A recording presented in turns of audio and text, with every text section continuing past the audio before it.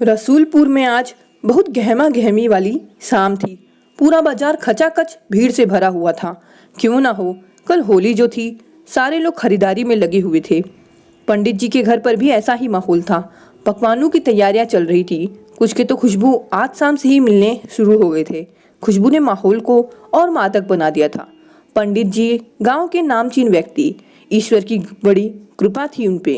3 बेटों और 2 बेटियों से भरा परिवार, धार्मिक आस्थाओं वाली अर्धांगिनी, गांव में इज्जत और पंचायत में प्रतिष्ठा। क्या नहीं था उनके पास, लेकिन अफसोस आज दोनों बिस्तर पर थे। होली के माहौल में कोई भी खुद से उठने लायक नहीं था, और फिर उठे भी तो क्या करे। इंजीनियर बेटे ने आने से साफ मना कर दिया।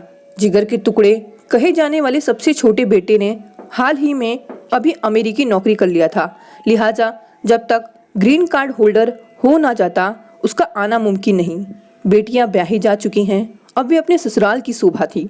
रहा मंझला तो वह चाहकर भी घर की देवड़ी पर पार नहीं कर सकता। अंतरजातीय विवाह क्या किया, पंडित जी की नज़रों से गिर गया।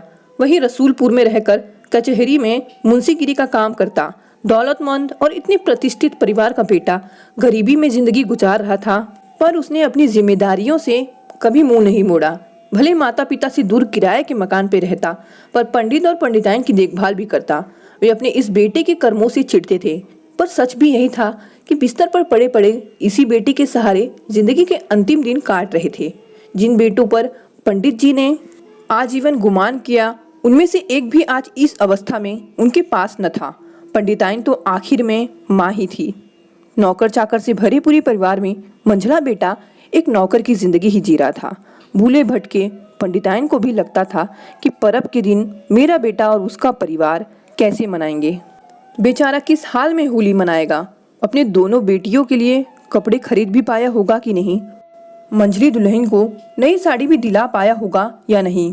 अब ऐसे में होली की क्या खुशी। होली के तड़के सुबह जैसे ही बिस्तर पर पंडित जी ने राम भजन समाप्त किया, किसी ने बाहरी गेट पर दस्तक दी। इतने सवेरे कौन हो सकता है। नौकर को दरवाजा खोलने को कहा। सामने उनकी मंझली बहू खड़ी थी, हाथ में मुट्ठी भर सामान, साथ में 2 बच्चियां। नौकर ने जाकर पंडित जी को खबर किया। पंडित जी ने जैसे सुना, उनका तेवर 7वें आसमान पर पहुंच गया।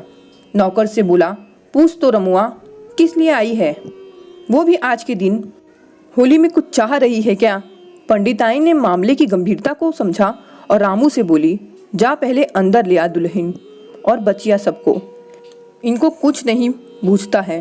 बरिस बरिस का दिन है और सब चिल्लम चिल्ली द्वार पर ही करना चाहते हैं। जा पहले ले आ इनको इधर। मंझली बहू ने सारा दुखड़ा सुनाया कि उन दोनों का मंझला बेटा कई दिनों से अस्पताल में भर्ती था।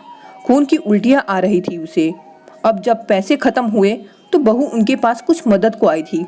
पंडित जी ने यह दुखड़ा सुन सबसे पहले यही कहा, हमारी सुनी तो आज ये दिन न देख रहा होता। होली का दिन है। मेहमान लोग को देखे हम सब की अस्पताल वाले नवाब साहब को, और इन बच्चियों का चेहरा दिखाकर लूटने आई है क्या तू। पंडिताइन ने भी मौन रहकर पंडित जी के बातों के लिए सहमति दे दी। फिर कुछ सोचकर कहा, आज के दिन ऐसे सड़क पर घूमेगी तो लोग क्या कहेंगे। आज के दिन कम से कम इस घर की इज्जत का ख्याल कर लो, बाकी कल से जो मनाए कर लेना। रामू को आदेश दिया कि वो इसी वक्त अस्पताल जाए और सही जानकारी लेकर इत्तला करे। होली के माहौल में दुख रंग पड़ चुका था। एक तरफ पंडित जी और पंडिताइन को मेहमानों की फिक्र थी, तो दूसरी तरफ अपने बेटे की भी चिंता समाई हुई थी। 4 घंटे बाद रामू वापस लौटा तो खबर बताया। खबर अच्छी नहीं थी।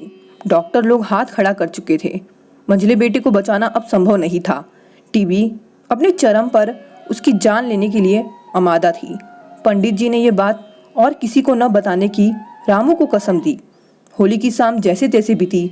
अगले दिन अस्पताल से खबर आई कि मंझला बेटा रात में ही चल बसा। उस वक्त अस्पताल में वो अकेला था, कोई नहीं था साथ उसके।